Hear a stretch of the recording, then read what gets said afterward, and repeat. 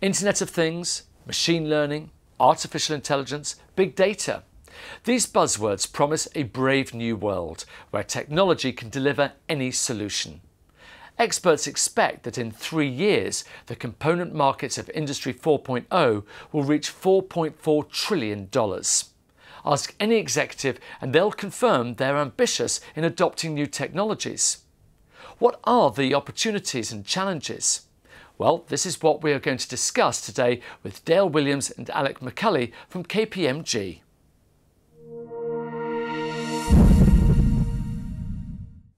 Good morning.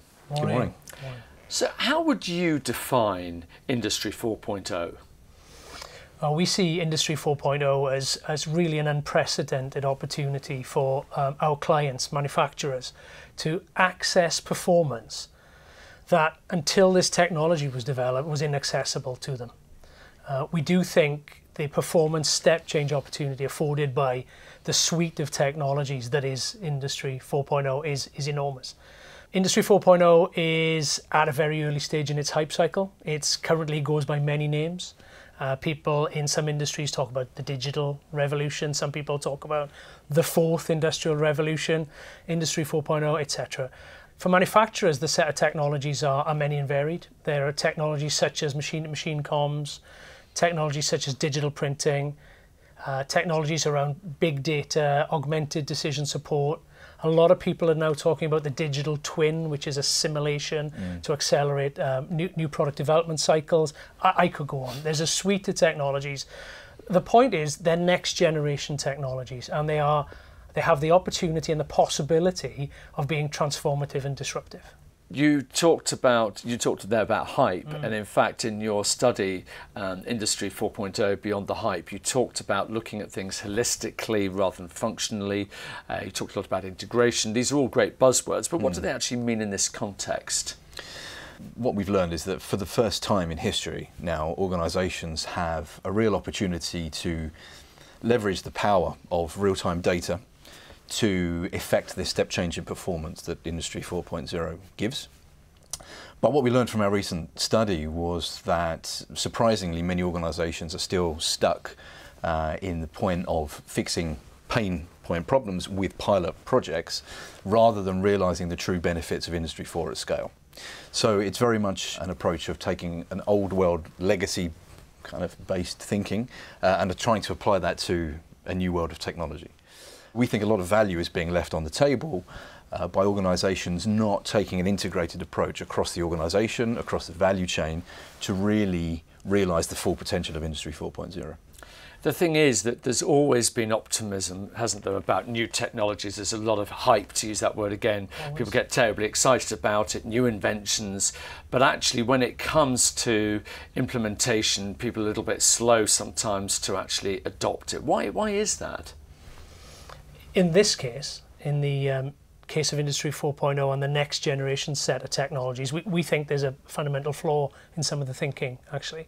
And the flaw is we're giving the technology to technologists first. The challenge there being technologists will focus on features and functionality as the primary concern and not performance. This technology, as I said, has the opportunity to transform performance. Legacy technologies, to Alec's point, had the opportunity to enable performance. The new technologies, they'll transform performance.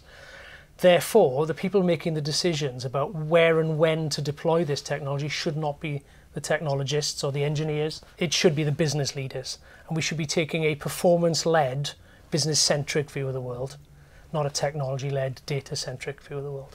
Okay, I understand the concept of where it might be not going as right as it could be, but put that into some form of perspective perhaps for me. Give me an example of where it hasn't been implemented right. A client of ours that we're currently working with in this field has recently spent hundreds of millions of pounds on the establishment and collection of data in a data lake. That data needs to be used for something. So we've been working with them building technology to help them make enhanced decisions. In this particular business, the quality of their decisions has a huge bearing on the performance of the business. So to be able to make enhanced, optimized decisions, critical differentiator. In building the technology, what we found was of the full suite of data that was required, to make this decision effectively and in a data-driven way, only 24% of that data is held in the data lake. A data lake which is huge, which costs hundreds of millions of pounds and is rammed full of data. So the challenge here is, how do we take a performance-led view, not a technology-led view? And what was the result with this more user-centric adaptation of the technology? What's really interesting is the technology itself is now being developed using some what's known as heuristic techniques, so not data-driven techniques, techniques using SMEs, experts in the business, to further the development of the technology, and that's good.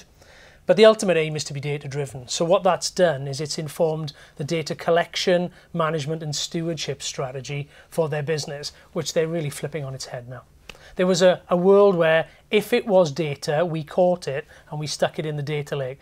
Whether it was a free-form text, a PDF, somebody's handwritten notes, none of which is accessible and usable. Interestingly, Alec, you mentioned earlier on about organisations almost going into autopilot. I think you used the word they were stuck. Yeah. And you're sort of implying by that that executives are waiting for something. What is it that they're waiting for? I think it's confidence and clarity, and I think they're interconnected. I think organisations historically, most organisations have been through some kind of transformation programme. They have tried to adopt a new technology. There's always a new technology. The thing about Industry 4.0 is it's actually about a suite of technologies, not all of which are relevant for an organisation for the particular performance objective. So I think a lot of organisations are looking for the confidence to understand exactly what the ROI, what the return on investment will be, and they're looking for clarity into what exactly, which technologies to invest in order to realise that return on investment. Let's talk a little bit more now about KPMG. Where do you fit into all of this? Where do you help? The confidence and clarity piece is, we think, the critical help we can provide. The vehicle for that is the development of a roadmap, or some people are calling it their Industry 4.0 strategy, whatever it might be. But in essence, it's really straightforward. Our clients have strategies themselves for their businesses. This is a suite of technologies which can either enable, accelerate or disrupt that existing strategy. And the plan for Industry 4.0 should underpin the plan for the business. It should consider a range of things, including the technologies, including the cultural implications. This technology changes the way your business runs. It will change the roles the people have, the behaviours leaders need to have around them. So having a broad brush, considered view of the roadmap for implementation ticks the confidence box, ticks the clarity box. And executives can then, with their roadmap, push forward in only the right places for them, at pace, get performance. So what would that roadmap typically look like for an organisation? So I think, to start with, it's important to baseline an organisation's current position, where they stand relative to their competitors. I think, as Dale mentioned, we really take the approach of leading with performance. So we have to identify what those performance objectives are right up front, how we're going to measure them. And then it's really about bridging that gap between a current position and a future state with a performance goal in mind, and then an ROI at the end of it. So there's a process that leads from baselining through to return on investment, and the way we do that is to build a roadmap with an organisation. I also think it's important to understand that in an Industry 4.0 context, the return on investment can be interpreted in many different ways. So Dale's already mentioned some more cultural benefits that come not just from implementing a technology and then getting a result on that technology. And I think we mentioned in one of the earlier questions, this idea of integrating and the organisation across a value chain is one of the key benefits that need to be considered that might not be necessarily financial in the short term. One of our clients is a global consumer goods business, manufacturer, distributor, retailer. We've just finished working with them on exactly that kind of a Industry 4.0 roadmap. And while we say in the early days you should expect to be experimenting and you should expect to be investing, this roadmap gives a 10-to-1 return on investment over a 3-year period and a 14-month payback period. Okay, so despite experimentation, despite investment, you can get that level of financial performance if you're thoughtful about the roadmap. We've talked a lot about Industry 4.0, we've talked about return on investment, we've talked about implementation. If you could get our audience to take away one thing from today's interview, what would that be?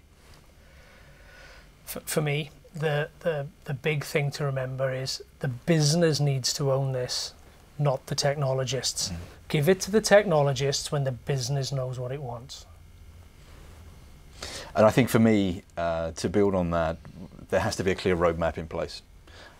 So it's very important to understand where organisations sit, what their ambitions are, and what the steps, what the correct steps will be to realise that return on investment at the end.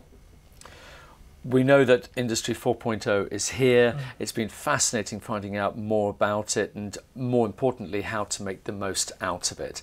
Dale Williams, Alec McCulley from KPMG, thank you very much indeed. Thank you. Thank you.